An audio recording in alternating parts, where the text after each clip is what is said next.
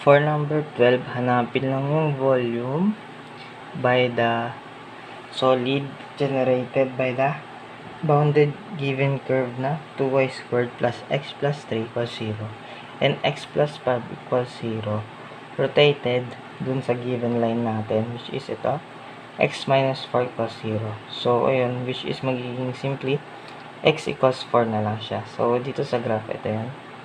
Dito natin i-rotate yung curve natin na makukuha. So, yun. Unang ginawa para mag-graph is dinerive ko lang yung given na curve. Nag-sinolve ko lang in terms of y. Yan. Bali, x equals negative 2y squared minus 3 na yung magiging ano natin. Magiging curve. Then, may papansin natin na y squared siya. Bali, ang magiging graph niyan is parabola. Since negative, parabola that opens leftward. So, yun. Para makuha yung vertex y equals negative b over 2a. Then, siyempre, 0. Dito wala si b. Hindi siya present. So, automatic 0 to. Kaya, y natin is 0. Then, substitute natin si 0 dito sa equation natin para makuha si x value. Yan, negative 2, 0.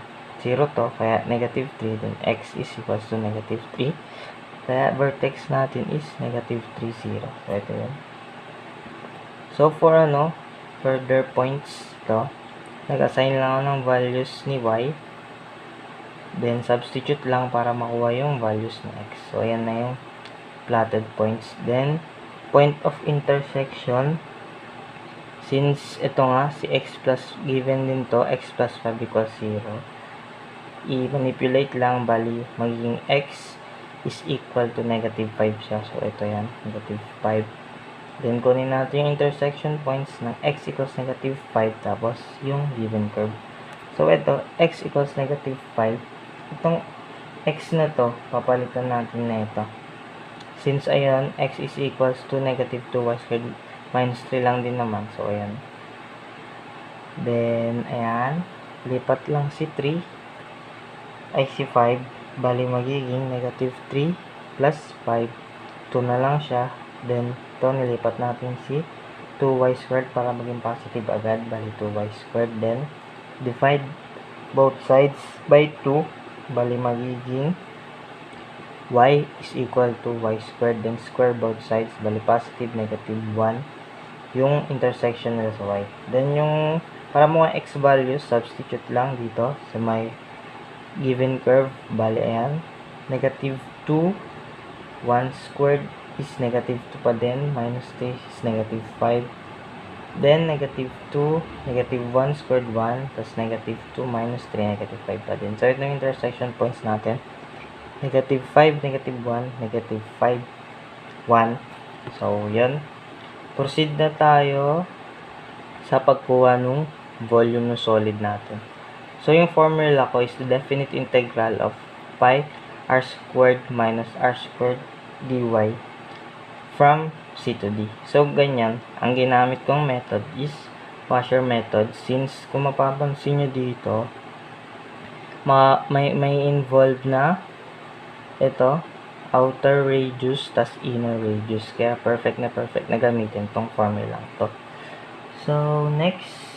So, kung mapapansin pala natin, kaya in terms of y ako, kasi itong boundaries na nakuha ko is in terms of y. Kaya in terms of y ko lahat. Ayan. Yan yung intersection nila, 1. Tapos ito, negative 1. Kaya, naka in terms of y ako. Tsaka parang nagro-rotate lang naman tayo sa y-axis. Kaya lahat dapat in terms of y yung gagamitin natin. So, proceed.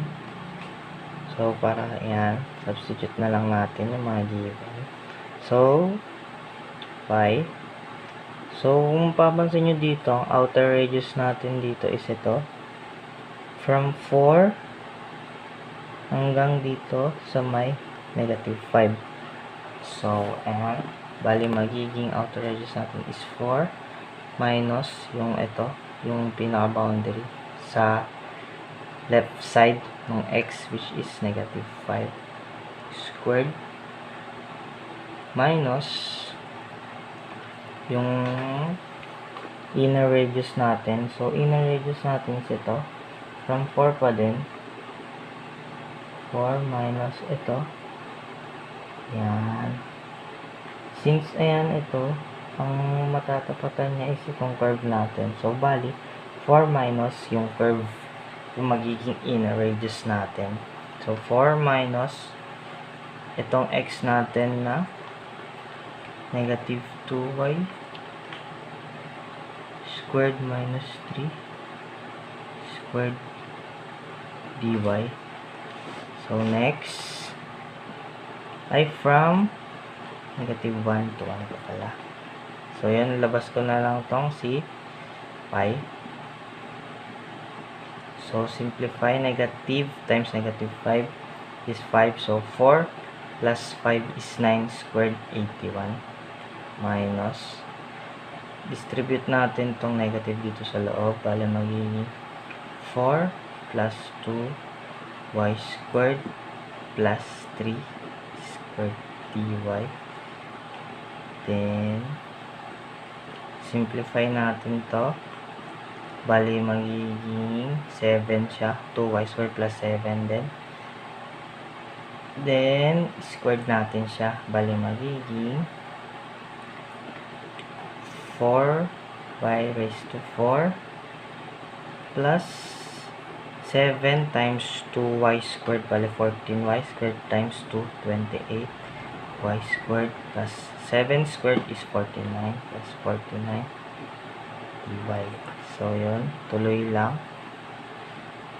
81, distribute natin si negative sign. 8y squared minus 49 dy. Combine like terms. 1, negative 1, tapos 81 minus 49 is 32. 32 minus 4y squared dy. So, yan. Pwede na nating i-input yan sa ating calculator para makuha yung sagot. So, pag in-input natin yan, ang makukuha nating sagot is 137.39 cubic units. So, next, yung 12b naman, which is i-rotate naman natin yung given natin na curve to line na x plus 9 equals 0, or simply x equals negative 9. So, yan siya. So, same pa rin naman. Ayun pa rin yung curve natin. Yung boundaries pa rin natin is from negative 1 to 1. So, yan. Solve na ulit natin. So, same method lang ginamit ko. Washer method pa rin na may and outer and inner radius then in terms of y hat. So, let's start. So, pi. Kung mapapansin natin dito, yung outer radius natin dito is ito. From dito sa given na curve natin hanggang dito sa may axis ng rotation natin. So, bali, magiging yung equation ng curve na negative 2y squared minus 3 minus yung axis ng rotation natin, which is negative 9 squared. Then, yung inner radius natin is ito. Ito yung inner radius natin. So, bali,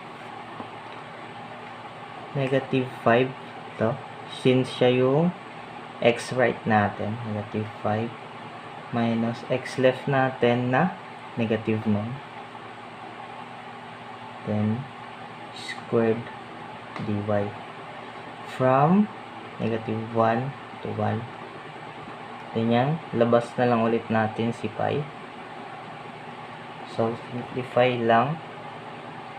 Ito, negative times negative 9 is positive 9 minus 3 is 6 na lang siya. Negative 2y squared na to plus 6 squared minus negative times negative 9 is positive. Tas 9 minus 5 is positive 4.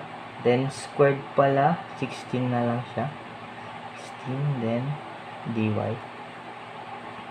Then ito, simplify naman natin itong nasa loob. Bali magiging 4y raised to 4.